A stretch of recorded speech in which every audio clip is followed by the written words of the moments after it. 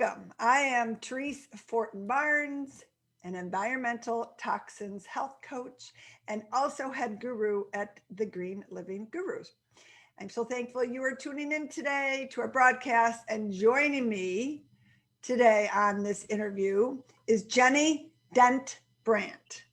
And we are talking about lowering your toxic load and boosting your immune system to prevent and survive cancer, along with other illnesses. And we will touch on COVID a little bit too. And Ginny is a speaker and writer who grew up in the halls of power in Washington, D.C.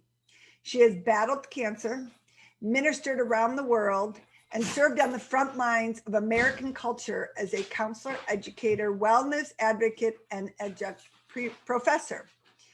She has an award-winning book, Finding True Freedom from the White House to the World, was endorsed by Chuck Colson and featured in many TV and media interviews.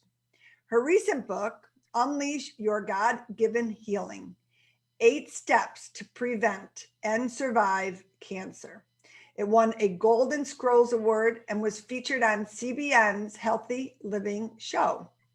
It was written with commentary from an oncologist and medical researcher. And to learn more about that, we'll put it in the notes at the end, but it's very simple. It's ginnybrant.com. So welcome, Ginny. I'm so glad that we have finally connected. We went back and forth, but here we are. So thank you for being here with me today. Well, it's great to be here and speak with someone who has like-mindedness, but I didn't get here overnight, and I certainly didn't start out looking to lower my toxic load. Right, you had to learn the hard way. That's right, from the school of hard knocks. That is no doubt, and I talk to a lot of cancer survivors, and of course I help cancer survivors and people with a family history of cancer avoid all these toxins. Ultimately, my goal is to get people to listen to this before they get cancer, and listen to Amen. you and I and the research, Yeah. and pay attention and read your ingredients and know your labels, and we could go on and on and on. And I'm so excited to share your book with everybody because it's a great book and is a great guide to taking these 8 steps. So let's talk a little bit about how long you battled cancer and how your initial diagnosis affected you emotionally and spiritually, because we know that has a lot to do with getting cancer too. It does. Well, the first shock was when the doctor told me that lump I accidentally found in the middle of the night when my ring got caught in my nightie. Wow. That actual little lump was actually cancer. And that was just 4 months after I had lost my mother to breast cancer, and I was still grieving the loss. So that was the first shock. The second shock came when the doctor said, it's not just cancer, it's aggressive. But the third shock is what really sent me to my knees. And that's when the surgeon read the MRI, and he told me in his office, it looks like it's here, there, it's all over your body. And I said, I don't believe you. Show me that MRI. So he flashed it up on a life-size screen, and it looked like a tornado had invaded my body. So it was shock after shock after shock, but it sent me on a quest to discover what caused my cancer, and then in addition, what I could do to help my doctors beat it and lessen the side effects, because all I heard was every weapon of mass destruction will be brought out to save your life. And nobody wants to hear that, but you're glad they've got some things to help. So I'm real big on cancer prevention. Like you just said, I'd like to catch people before they get cancer and implement some of these things up front. And I'm encouraged to see that some of the younger mothers and younger families are more interested in this than the people my age who have lived this way all their life, and changes are hard, very hard. But it did affect my faith. I was puzzled, I was shocked, and it took me a while to realize that, I couldn't blame God for the cancer I got. There must be something I did to help cause it. Right, and you did a lot of research. I did. And going back on that note, going back on preventing, and I want to talk about your research, but going back on preventing, your surgeries, if I heard correctly, and everything that you had to pay, whether it's insurance or not, was over $600,000.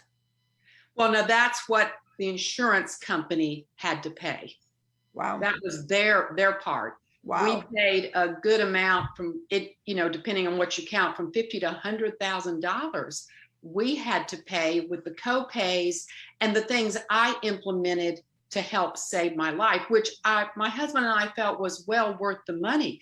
I felt sorry for the insurance company with what they have to pay for cancer care. And it seems to me that they would be all in for promoting cancer prevention and some of the things that I did that could have prevented cancer in the first place, because they're the ones that have to foot that lofty bill. Right, no doubt. And that's hearing you say that, and the money. And when I hear someone say that organic food is expensive, it makes my mind just boggle my brain, and thinking, do you have any idea what you would have to pay, to what you had to go through, not only the payment, but just the everything that you had to experience. So, but I used to say the same thing when people would say, well, you should buy organic fruits and vegetables. And I'd say, well, it doesn't seem to be affecting my body. My body seems fine, and it's expensive. Right. But I have a different view now. Right. And that's what we're here to try to help people. So the research that you did, very interesting, because so many people will go to the doctor and they'll just do what the doctor tells them, but they won't do some research on how they can actually help your recovery, help get this cancer out of your body. And so give us a little bit about that, because that intrigued me. Well, it was just, I was desperate. I wanted to reduce the side effects, and I was desperate to find out what caused the cancer and what I could do to help my doctors beat it. And as I started to look and listen to people lecture and go to cancer conventions, it was like, oh, there are things I can do backed in medical research to help my doctor beat my cancer. And one of those things that was not proven during my cancer journey was the benefits of exercise for the cancer patient. Now, we all know that exercise helps prevent many diseases and cancers, but when you're in the cancer journey, according to the Australia research study, it was called the COSA study, it took 30 studies and put them together, saying that exercise is one of the best things a cancer patient can do. Now, this gal loved to use exercise to reduce stress, and that's the part it played in my cancer journey. I actually walked 2 miles after my first surgery. When I got back to my room and all the nurses were cheering me on, I was just trying to get the catheter out, and get all the tubes out. And I did get everything out earlier. I got the breast tubes out. I didn't have to go home with the breast tubes. And the doctors were telling me all these things I had done for my body to promote healing, because I had walked 2 miles on the hospital floor. So if you can do it as much as you can walk, even after surgery, they want you up and moving as much as possible, unless they've operated on a weight-bearing part of your body, like your leg or your knee or your ankle. They're going to want you to hold off for about 5 days. But the point is, exercise does so much for the cancer patient in the journey, and it is now proven in research. And what's so interesting is, just a few days ago, I found another article by MD Anderson, a research article.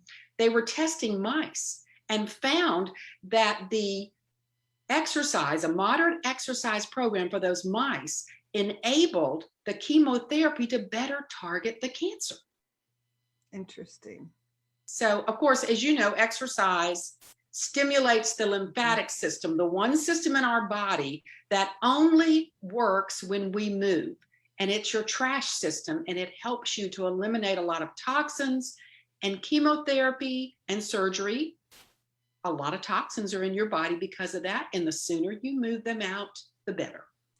Right. And that goes for somebody that doesn't have cancer either. And somebody that's right. On an everyday basis, it's very important. Our bodies were made to move during the day. Great advice. And so you implemented some changes some specific changes to your lifestyle in addition to taking chemo. And how did your doctors react to that? Well, to be perfectly honest, no one stopped me from certain things like the exercise and the hydration and the eating healthy foods. No one got on my case about that. But I went to one doctor for a second opinion in my area. And he looked at me and he said, you're coming in after flying in from Chicago after your 4th chemo. You walked 2 miles this morning. You're smiling. You're bald as a bat, but you look great. You feel great. He said, honestly, I've been practicing 30 years. I've never seen a patient on your chemo regimen that can lift their head off the pillow after the 4th chemo. He said, what are you doing differently? And so I thought he was just being complimentary, but he was holding up his waiting room while I was telling him what I was doing differently. And he said, oh, hydration, yes, I highly recommend that. Exercise, yes, if I could just get my cancer patients to do that. And as I kept on going, he was taking notes. I find out later, he convinced the board of the hospital system he worked for to start a cancer wellness and prevention center that he would eventually head up that also does research. And they have 2 nurse practitioners that are helping people to prevent cancer, that are willing to be part of the program, and helping cancer patients to add to what they're doing so that they can fare better. That is so great. And they called you their rock star cancer patient, right? Now, that was my cancer care team because 6 weeks after that harsh chemotherapy was over, they looked at me and they said, your blood work is phenomenal. I said, what do you mean? They said, red blood cells, white blood cells, platelets are all back within normal limits within just 6 weeks. Well, again, I thought they were being complimentary, only to find out in time that usually takes 2 to 5 years for someone who's been through the chemo regimen that I've been through. So to do it in 6 weeks shows that I was definitely a part of the healing process with the steps I was taking. Now, did you go all organic? Did you get rid of all your cleaning supplies and now you just use, I know you're a big proponent of just water and vinegar. Did you make all those changes right away? It was actually a little bit at a time as I was learning them, but there was that day when I went into my pantry and I was looking for labels because I wanted to find out what I had been eating that was helping to cause some of these issues. And I'm like going crazy, throwing stuff out of the pantry. I didn't even want it. I was so mad. And I replaced things with healthier versions. But honestly, I was quite perturbed that all these things had happened and that my pantry was filled with chemicals and things that were not good for my health. It's just the standard American diet. I was a huge part of it. And when I began to realize how it was impacting me to the point that I got cancer, yeah, I was upset, threw everything out and put in the right things. Now, I don't recommend everyone do that if you don't have cancer, but I do recommend that people gradually throw out or use up what they had and then put the new in. I just had to do it quicker because I was fighting for my life. Take baby steps. I always tell everybody, you don't have to throw everything away. If you want to, of course, do so, but take baby steps because we both know it can be overwhelming, and no doubt it can be. So, and the big thing here is there's areas that you have control. We all have control of avoiding these carcinogens, cancer-causing chemicals. We have control over it. There's areas we have no control when we walk outside our homes, but we have control. So that was. We do have some control. And what I try to teach people is you don't have to be perfect. Right. You want to lessen your toxic load. Mm-hmm. Your toxic load will never be perfect and have no chemical residue because you can't live in the world that we live in with 80,000 chemicals invented since the 1900s. And most of those after the Industrial Revolution. There's no way we can live in this world and not be exposed to chemicals and get them in our system. What we're looking to have happen is to lessen the load so our immune system can function properly. What I didn't realize was when I was looking for the cause of my cancer, the doctors and my cancer care team sat down with me and went over the 8 risk factors for the aggressive breast cancer that I got. I didn't have one of the risk factors. And then they did extensive genetic testing, and believe it or not, that showed nothing either. And that's what sent me on the quest. If I don't have the normal risk factors, or I don't have the genetics for this cancer, and I was somewhat of a health nut, but I would say now not health nutty enough, what in the world caused this cancer? And what I would find, and it was only finding this out by seeing it on paper in graphs, when I pushed my home doctors, my integrative medical doctors, to test my tissue to find out what was in it that could have possibly done this to my immune system. And the results came back. I mean, I was in shock again. Toxic chemicals were found in my body at high levels, and many of them were endocrine disrupting hormones. Right. Bingo. Part of the cause, not the only cause. It's never one thing that causes cancer, but it certainly, even my doctors, when they saw the test results, they said, oh my goodness, Agent Orange pesticide? Did you serve in Vietnam? Now I've discovered that they're using it on our crops here. I never served in Vietnam. Glyphosate came back at high levels in my body. Parabens, phthalates, flame retardant chemicals. I'm going, how in the world did these things end up at high levels in my body? But the interesting thing is I immediately had my husband tested, because we're 2 pigs eating out of the same trough and the same pig pen, right? Right. And he worked more with the yard chemicals than I did, and the gasoline and all the yard work. And he did not have the same high levels that I did. His levels were mainly in the green level, not that he didn't have residue. He certainly did, and anybody would. There were a few in the yellow zone, but he did not have the chemical profile that I did. So that kind of puzzled me. And then I realized, you know, his filtering systems work better than mine do. His liver, his kidney, his colon, his lungs, and of course, as you know, our largest detox organ is our skin. My husband sweats at the drop of a hat. If we go for a walk, in 10 minutes he's sweating. It takes me 45 before I even start, if I do. But sweating is one of the best ways to get toxins out of your system. So true. And so did you relate a lot of this to the lotions and the beauty products and things that women are inundated with every day that have these chemicals in them, where men use some products too, but women, I forgot how many it is, over 200 chemicals we put on our bodies a day. Men are a lot less. Did you look into that a bit too?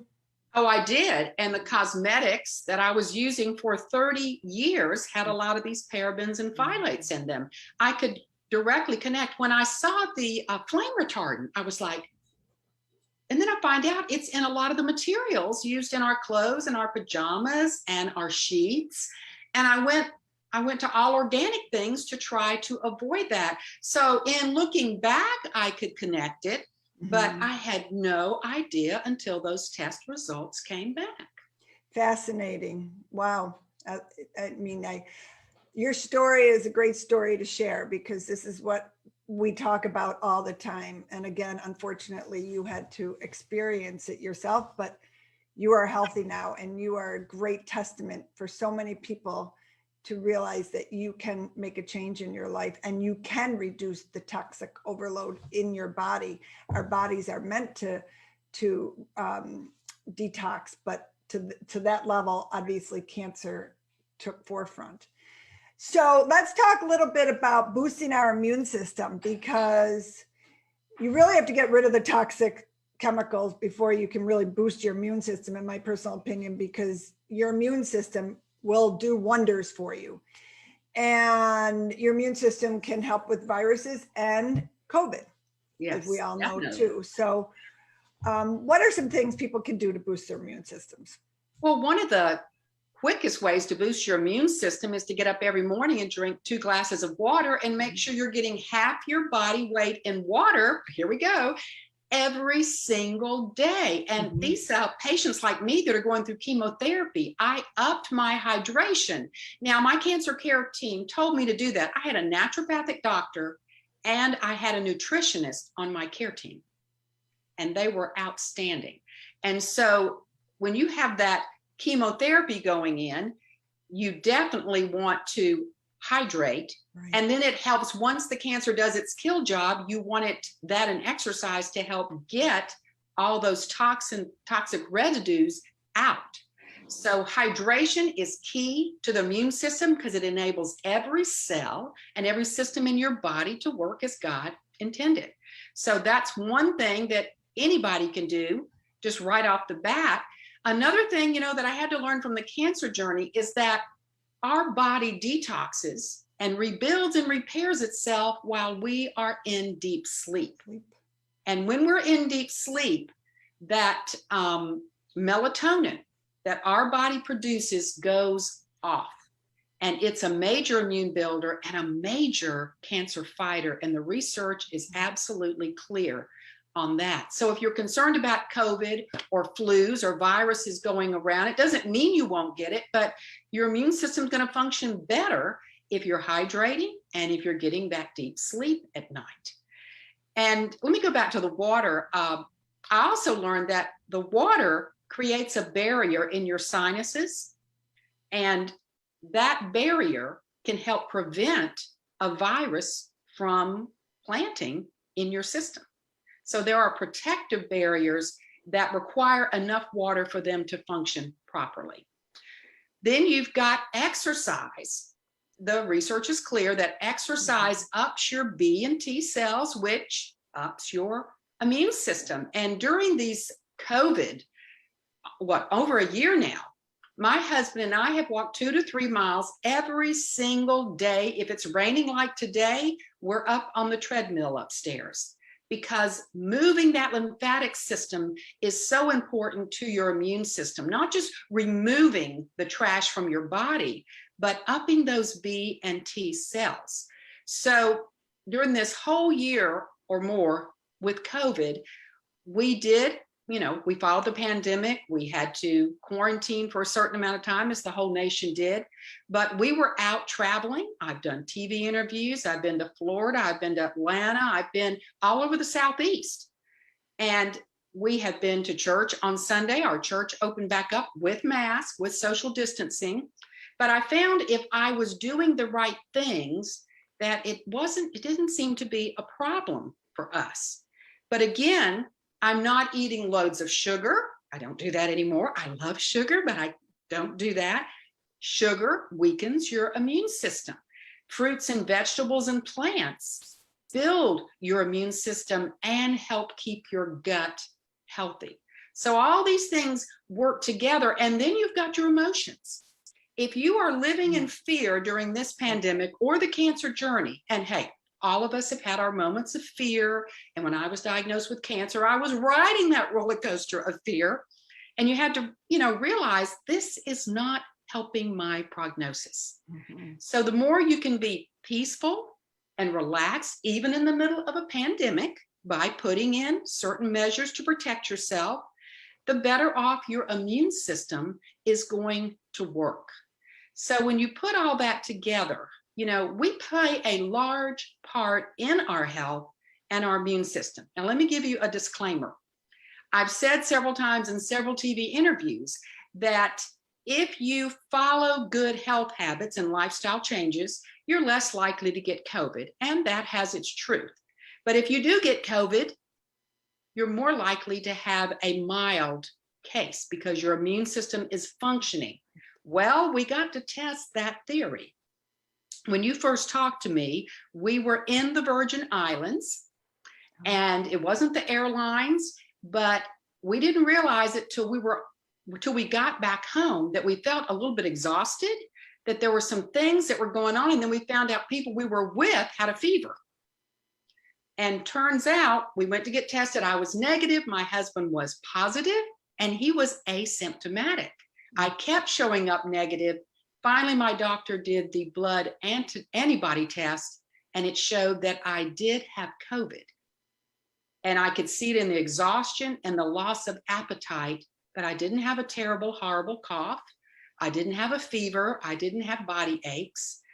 The exhaustion was partly what made me look back and go, by the time I got home, I was just really fatigued. It can really do a number on your body. So neither one of us got a bad case of COVID, and we are senior citizens.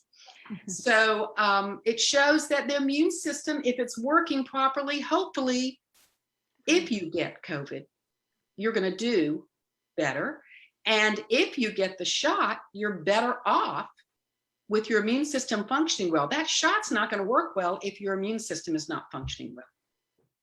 Right. And they're saying a lot of these chemicals that are in, especially the forever chemicals, affect the vaccination too. That's a whole nother topic and story. But well, I will say, from what I've read, the Pfizer and the Moderna vaccines, it's not that they're totally clean, but they don't have the mercury and the aluminum. They do have propylene glycol, which is a toxin, but it's not the worst of the worst.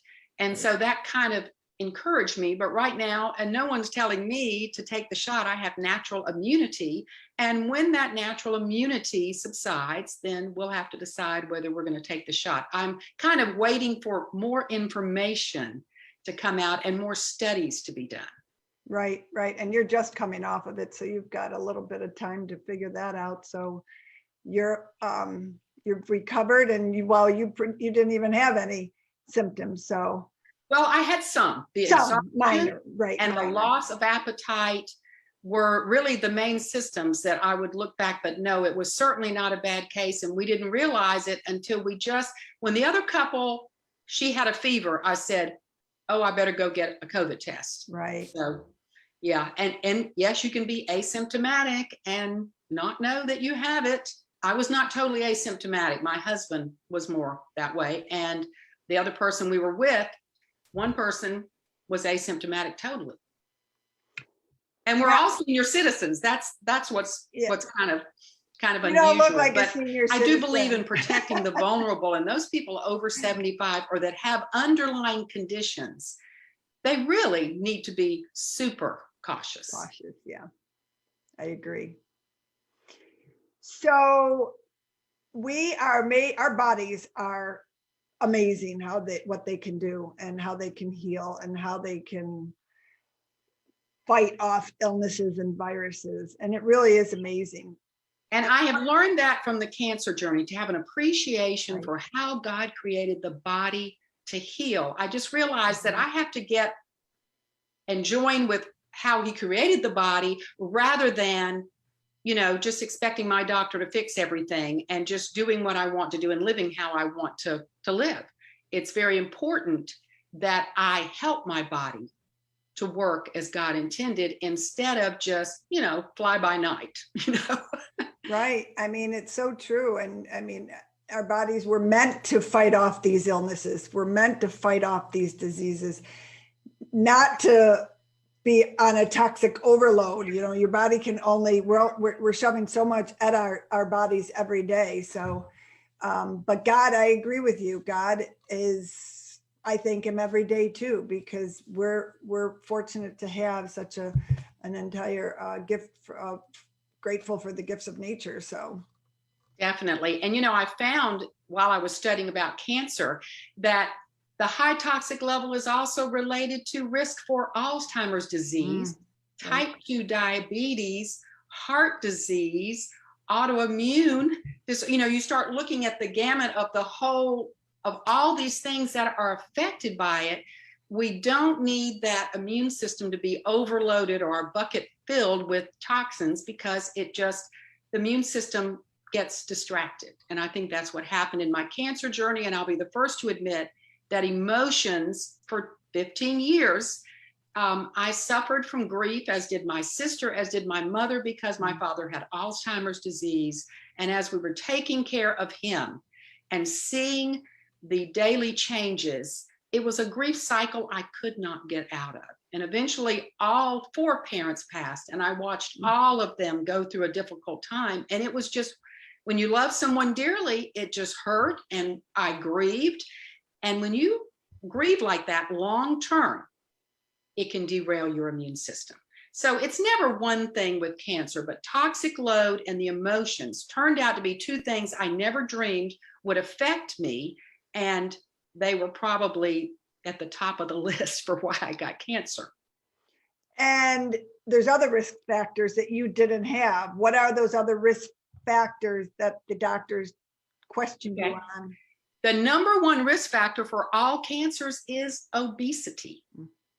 And the doctor said I was definitely within my BMI, but I will tell you that I have noticed I've lost about 15 pounds since I got cancer. My body works better without that 15 pounds. So even though the doctor said I was certainly not obese, I was carrying some weight that probably didn't need to be carried, because my blood sugar will go up if I gain an extra 10 or 15 pounds, where most people would say, boy, I'd love to be your weight. Well, if it's doing that to my body, then it's not good for my body.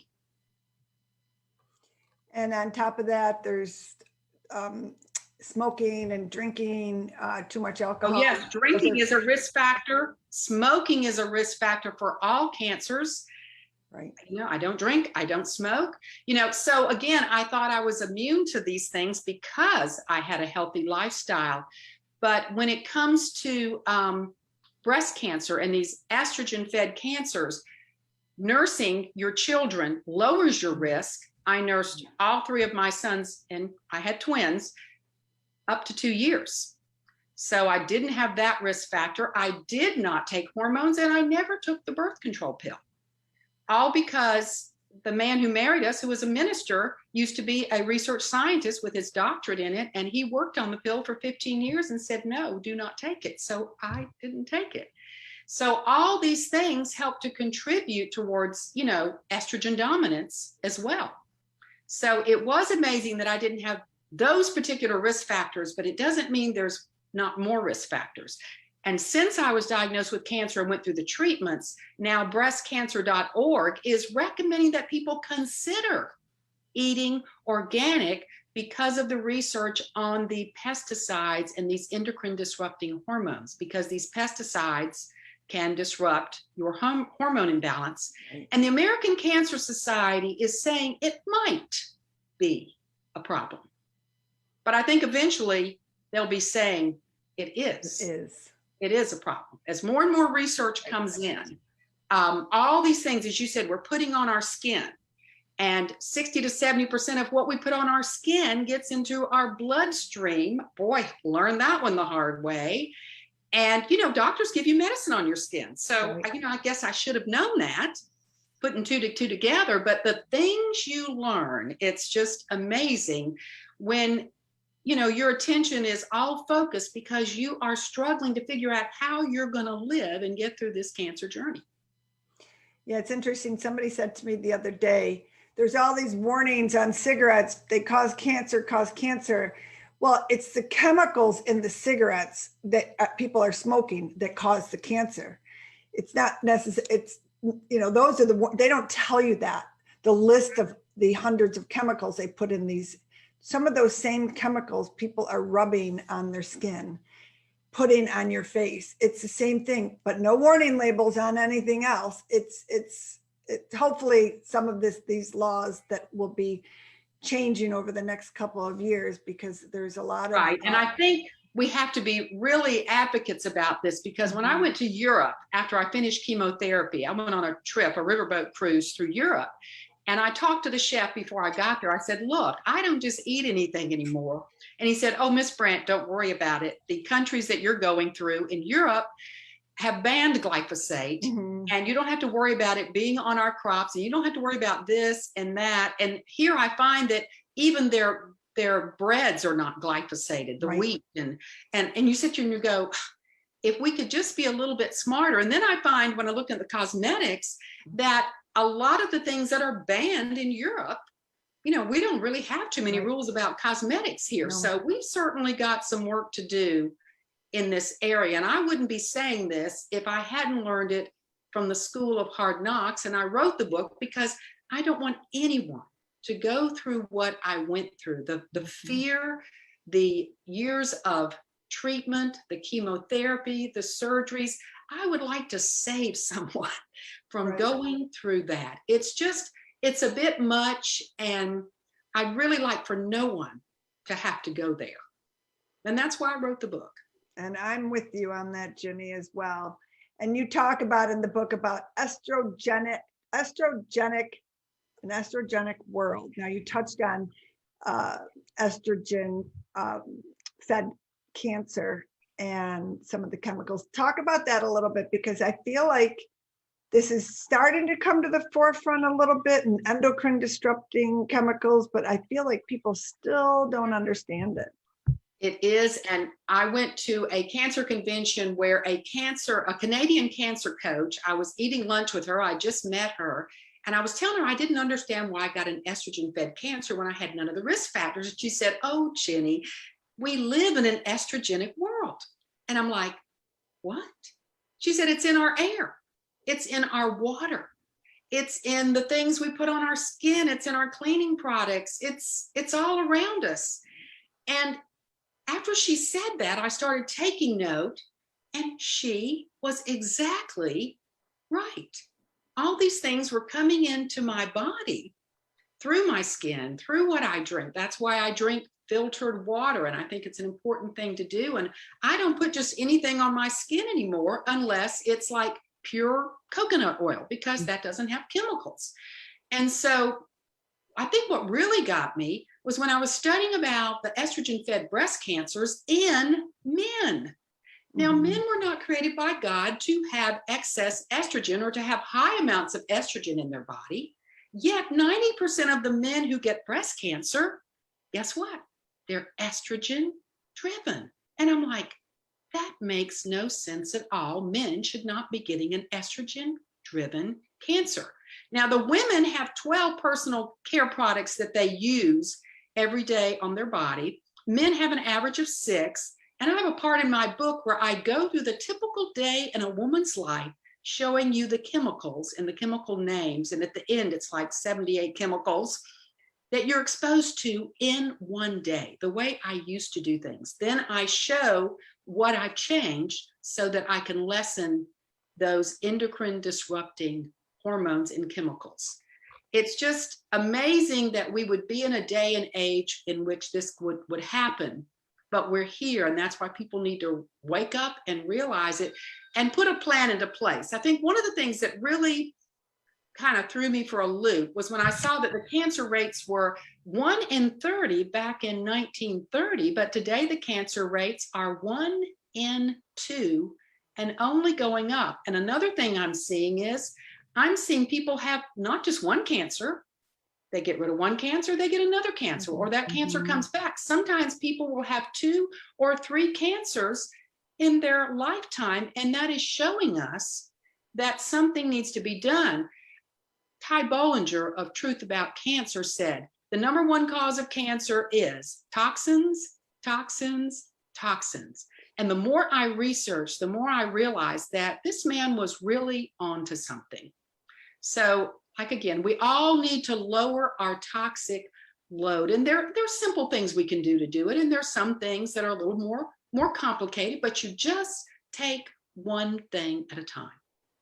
And you touched on the water, because I am a huge proponent of filtered water, reverse osmosis, at least for your drinking water, because there is, and I just did a few things live on my Facebook page and this past week on the chemicals that are in water, but the Environmental Working Group has, if you go Environmental Working Group water, you can plug in your zip code and it will show you the amount of toxic chemicals in your water system wherever you live. And in Buffalo, it's horrible. So you touched on the filter. So that's important. And I will tell you here that it's really not as bad as it is most places in the exact area that I live in, but it's still, You cannot depend on that water company to Mhm. give you 100% pure, clean water. And it's really not their responsibility. Right. If they distilled it and then sent it out to your home, by the time it got to your home, it would not be pure anymore. So what I tell people is, don't expect the water company to give you the pure water. Make that your responsibility at Mhm. home once it comes into your home to filter it. And then you're in a much better, and if people don't do the other things, if you do that one thing, that's Right. powerful. I agree with you on that, because all the water companies do is add chemicals to kill the bacteria. They don't do anything about the chemicals and the pharmaceuticals that's in all of our water systems, and the glyphosate and the forever chemicals. So I wanted to add that. So I'm glad that you touched on that as well. Even though some of our area does try to do some of those things, the problem is they're still putting in the fluoride and the chlorine, which can Right. interfere with thyroid function. Right. Right. And Exactly. so, even doctors are telling people that have low thyroid, filter your water. Don't drink tap water anymore because Right. of the chemicals. So, it's definitely something to think about. And we're grateful for that chlorine that keeps the bacteria out of the water Right. as it comes into our house, but we need to take that chlorine back out at that point. So can you give us a few nuggets of truth that most people don't know that could help them prevent cancer? I think most people don't know that 60 to 70% of what you put on your skin is absorbed into your bloodstream. That's one. And one that I learned in the cancer journey, another one I totally flunked that's in my book. I have a whole chapter on this, on healing the gut, because 70 to 80% of your immune cells reside in your gut lining. And most people have compromised guts. And when you go through chemotherapy, if your gut was not compromised, trust me, it will be, and it'll be destroyed, because antibiotics and chemotherapy, more chemotherapy than antibiotics, totally destroy the gut. But I rebuilt my gut, and my naturopathic doctor had my back all during chemotherapy, giving me supplements to protect my gut so that it wouldn't totally be destroyed. So that realizing that your gut is the foundation for your health. And if you've gotten cancer, then you can just pretty much assume that your gut was compromised. Even if you didn't have to have chemotherapy, you can say, well, I need to look at fixing my gut. Anything that's wrong. Hippocrates and other doctors, way back in time, and even the doctors today are saying it all starts in the gut. Right. You hear a lot about this right now. I've interviewed quite a few people on that. So it's good that's coming to the forefront too, that people are starting to look at the gut and microbiome and helping where it plays a big factor in the immune system and, key to preventing illnesses and battling cancer too. It definitely does. Again, another lesson I missed that I had to learn from the School of Hard Knocks. Right. And that's why we're here. So other people can learn from Ginny and read her book. You'll even learn more. But today we're talking just a few little tips and tricks from Ginny's experience and her cancer journey. How about explain one of your steps and how you used it in your cancer journey? Okay. Well, I mentioned exercise. But I actually walked 2 miles before each chemotherapy, and my chemotherapy was 8 hours long. It was the toughest chemo regimen known to mankind, as my doctors told me. And then I walked 2 miles afterwards, and 2 to 3 miles every day in between, only to find out from that Australian research, that consortium that came together, that it helped the chemo to target the cancer. Of course, it's removing the toxins when I'm exercising from my body and not allowing the chemotherapy to recirculate. When the chemotherapy does not move out of your body, what happens is you can go into sepsis. You've heard of a lot of cancer patients that their liver shuts down, their kidneys shut down. If you keep moving and you keep hydrating, that's probably not going to happen. But another way that I used exercise, besides after the surgery, was cancer journey, because of the chemotherapy and the hormone blocking pill that women are given with estrogen fed cancers, which is a powerful pill. but you're going to lose bone density. Mm. And so while I'm losing bone density because taking that pill for 5 years, I am doing a yoga routine designed by a top yoga instructor that helps me to build back that bone density. And that made a huge difference. Instead of having to take all the shots to build back up the bone density, my body did it naturally through these exercises. So I was able to hold the line throughout the 6-year cancer journey and come out with a little bit better bone density than I had before I was diagnosed with cancer through exercise. And on that note, I just want to add, don't ever use antiperspirant deodorant. When you are exercising, let your pores get those chemicals out of your system. When I travel with people, and if I ever see antiperspirant, let alone deodorant, but antiperspirant, so you don't perspire. We need to perspire to get those toxic chemicals out. Well, let me tell you this. My doctor, my integrative doctor back home after the chemotherapy, when she did the first heavy metals test, she said, oh, with the chemotherapy, now you've got more heavy metals. And I just cried. I was like, oh no, I'm a toxic dump.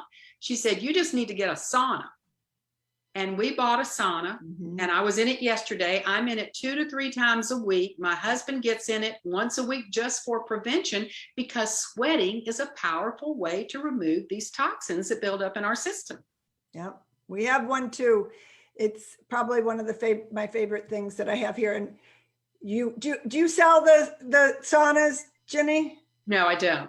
Okay, I sell them, Sunlight, and I just started, but side note, because I am a firm believer in saunas, and they're not even on my website or anything yet, but we've had one here for infrared one here for years. So it is definitely, I love that you brought that up, because I think it's such a great, somebody's printing behind me.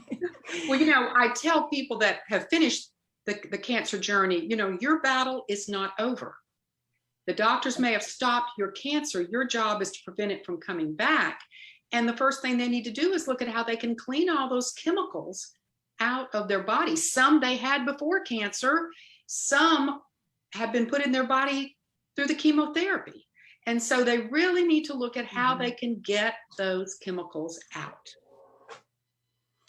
So anything else you want to add before we, I think we covered quite a bit here, which is great for anybody. I do have a cancer wellness and prevention blog that I update weekly, and it's at www.ginny, Brant, BRANT.com. And if you'll sign up for that, as I learn new things, I keep posting them. I don't stop learning. I'm sure you keep learning too. All the time. Yes, it's every day I'm diving into different articles, different research articles, and it changes every day. And I try to keep up with the laws and how things are changing with that. Even products, every day there's certain products that I thought were okay, and then I see it, somebody might have bought it, and you have to always read the ingredients, know your labels, but it's hard. That's what you and I are here for, to help people navigate through this madness of what these chemicals are doing to our systems. And I encourage everybody to get Ginny's book, GinnyBrant.com. You can find, right, GinnyBrant.com. I have that right, Ginny? Yes, it's on Amazon, but you can also get it from my website. And it's written with an oncologist who is a major medical researcher and practiced oncology for 55 years. So he was on the edge of this cancer thing in a way that most doctors weren't. And he believed in the lifestyle changes. He believed in the cancer patient being a part of having a good prognosis. Right. And it's read the book to prevent cancer. If you have cancer, read it to get advice on how to use some of the techniques that we just talked about here today.